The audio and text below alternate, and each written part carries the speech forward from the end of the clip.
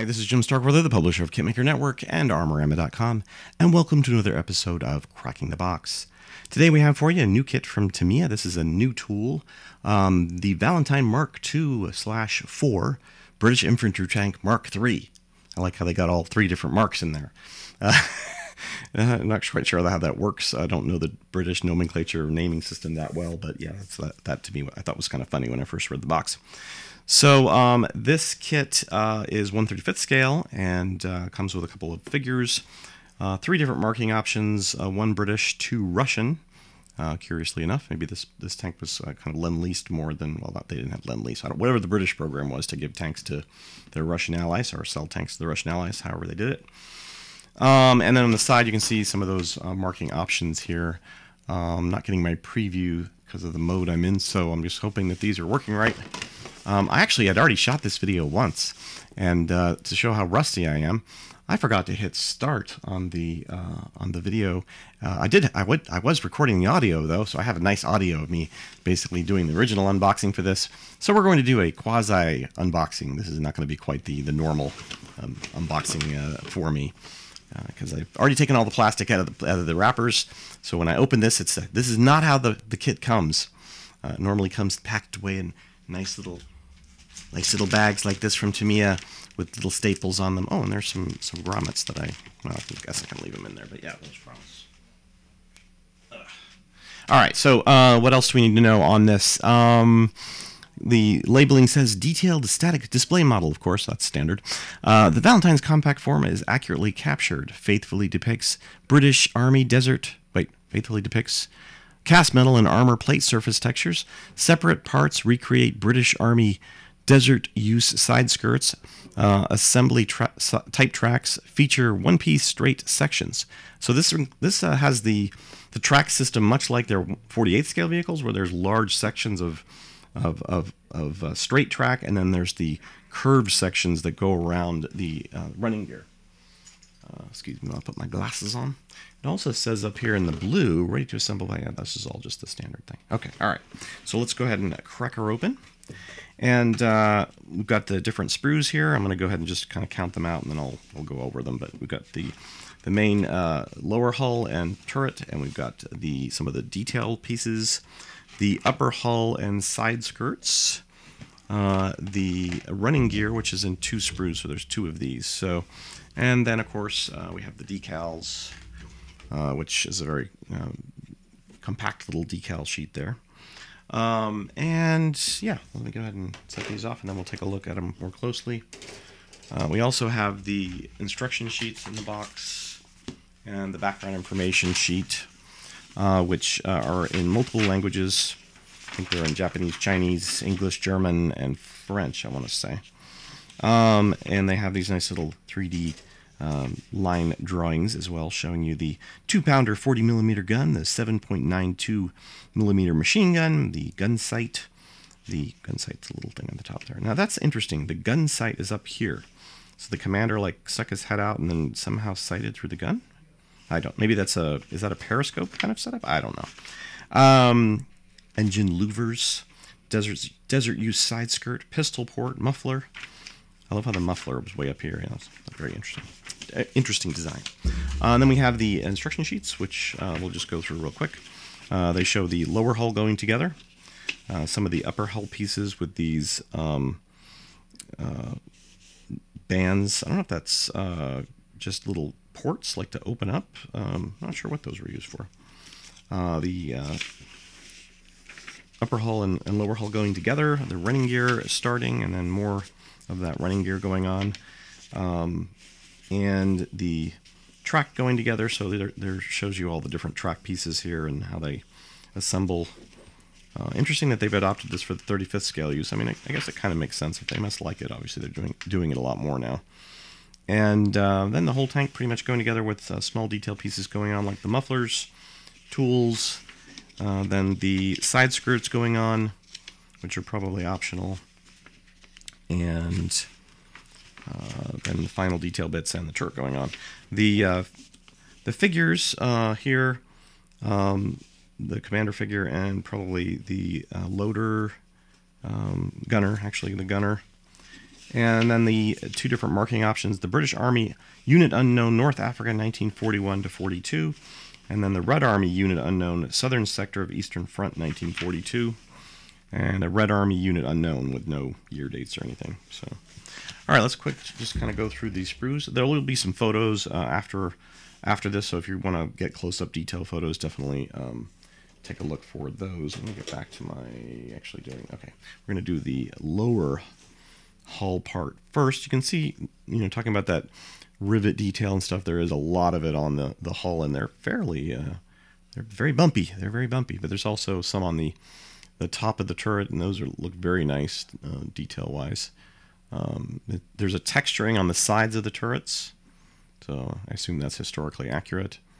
It's very, very, very easy to see and feel. Texturing continues on this piece here. And I believe it's even on the front. No, maybe not on the front of the turret front armor / mantlet area. The mantlet here, very nice.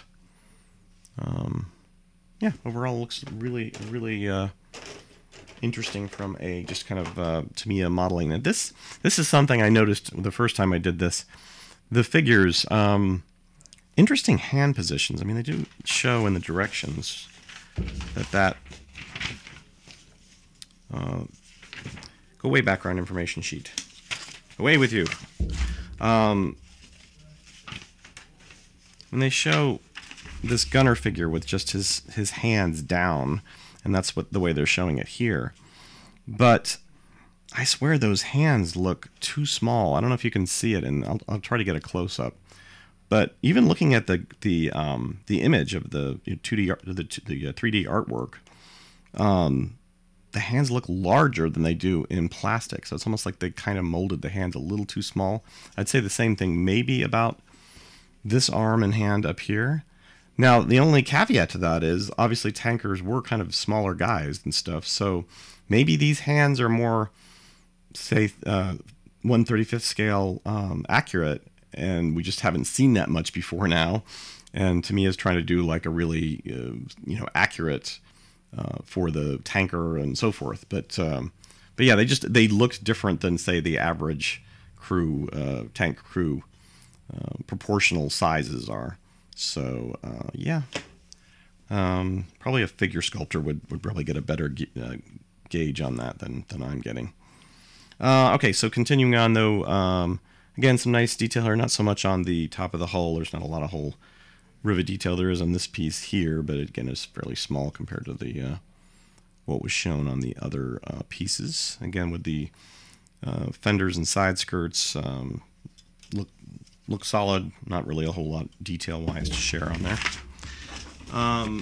And then we have this is the additional details piece. There is this rear engine deck, or rear side engine piece here. I believe that's kind of like a fold-down tool area or something. Spare tracks, showing you already kind of how the tracks are going to look. Some of the tools and other little bits on here. Nothing huge. I don't see any slide molding or anything going on with most of these parts. Looks like there might have been some here, the way they've got this elevated. And then the two-piece track, or the two frets that are track related or suspension related. And again, the long sectional pieces here. There is some, this must be the top piece, because there is some kind of waviness to this piece up here. This is the bottom probably. And into some of the individual links look like they do go together.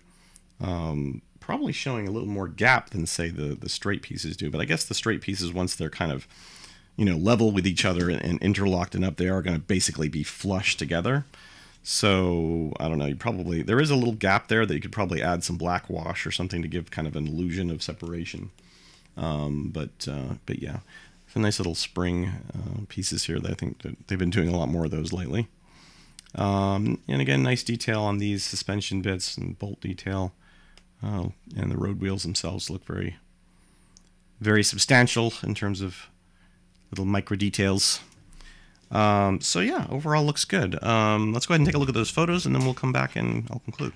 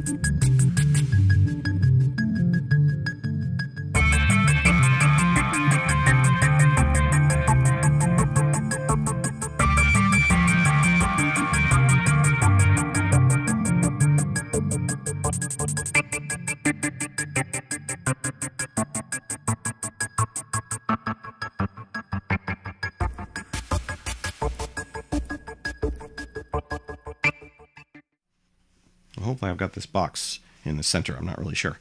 So I hope you enjoyed those photos of the Tamiya Valentine Mark II, Mark IV. And, you know, it looks like it's going to be a great, fairly quick build, I would think, especially with the track arrangement.